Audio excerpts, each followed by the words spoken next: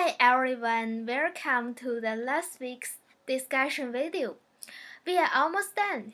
This week, I would like to discuss about negative familiar relationships and family communication patterns. Babies are affected by the interpersonal relationships between the adults who care for them.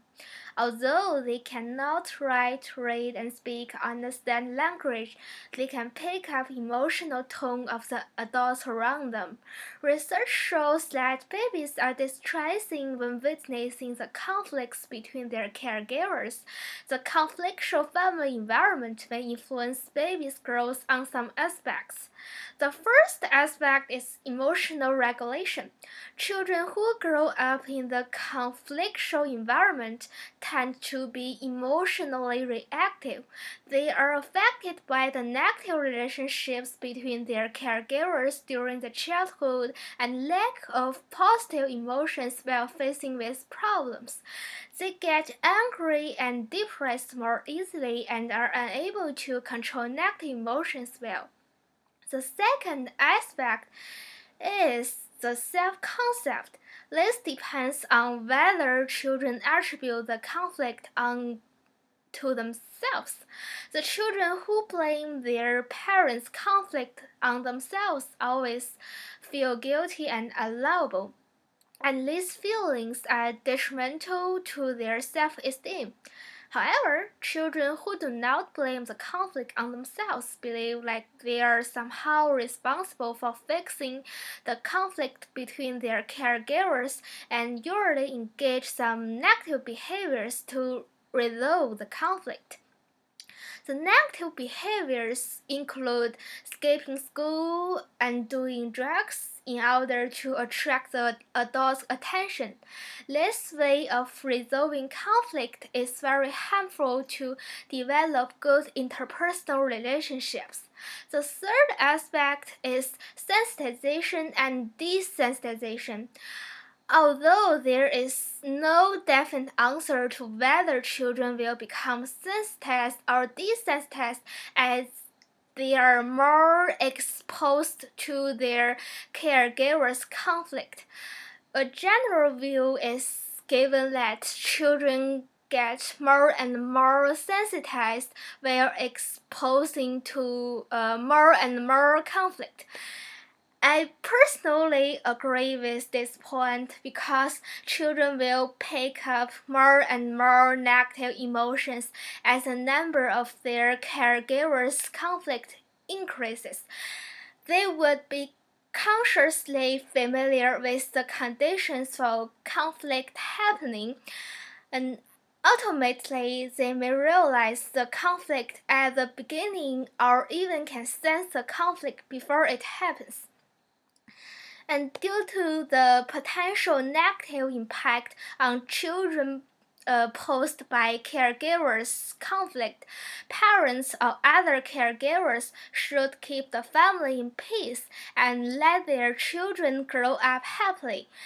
A good family communication pattern is important for maintaining a peaceful familial environment because good communication can promote closeness and agreement between family members. And there are two orientations that family members have about the role of communication, which are conversation orientation and conformity orientation. As a note says, conversation orientation refers to the degree to which family members believe that communication is important for maintaining closeness and family bonds. The conformity orientation refers to the degree to which family members believe it is important for them to agree with one another and to emphasize similarity of attitudes and beliefs in their communication. By integrating these two orientations, there are four types of family in total. The first type is consensual family with high conversation and high conformity. In this pattern, family members are encouraged to actively participate in thoughts and feelings sharing, but only as long as every member holds the same point of view. Children can learn the viewpoints from their parents or caregivers and implement the points in future when they meet similar matters or problems. The parents or caregivers care about their children's thoughts and give praise or corrections on time. Consensual family members are also faced with conflict actively, although they perceive conflict as threatening. They always try to discuss the conflict openly and resolve all the problems among them. The second type is pluralistic family, with high conversation and low conformity. Pluralistic family members usually have conversations openly. They have a lot of things to talk, but also have many different opinions about what they are talking. Fortunately, the family members try to solve the conflict by finding solutions that benefit everyone. This pattern of family is most successful on resolving conflict. The third type is protective family. With slow conversation and high conformity, the family members do not take communication as an important factor for family peace, but view conformity that everyone has the same opinion as important for preserving family bonds. Children in this kind of family usually are only allowed to hear but not to participate into decision making. Also, conflict is most threatened to this kind of family because family members lack communication skills and the parents or caregivers are intent on having their own way and so detriment to children's wishes. The last type is laissez-faire family with slow conversation and low conformity. The family members do not care each other, and both communication and agreement are infrequent in this kind of family. Due to the lack of communications, conflict is also infrequent.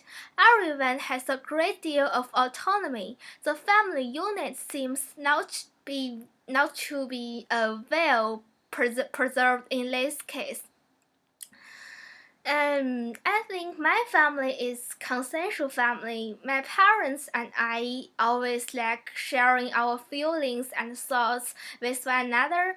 When I was a child, I learned lots of viewpoints that my parents held. So now we three have almost the same point of view for one thing at most of the time. However, we engage in conflict sometimes. We may feel a little fear of the conflict because it is rare among us. We usually discuss conflict actively and try our best to solve the problems and can finally get conformity again. I really enjoy my family communication pattern because we are close and can always achieve the agreement. And now here comes the two questions this week. The first one is, have you guys ever seen some children growing up in conflictual environment? If yes, share an example if you want, and try to comment on how the conflictual environment impacts on the children's growth, especially for their interpersonal communication skills. The second question is, which family patterns do you guys like best? Which pattern does your family have? Okay, that's all the content this week. Thank you for your guests watching. Have a good summer.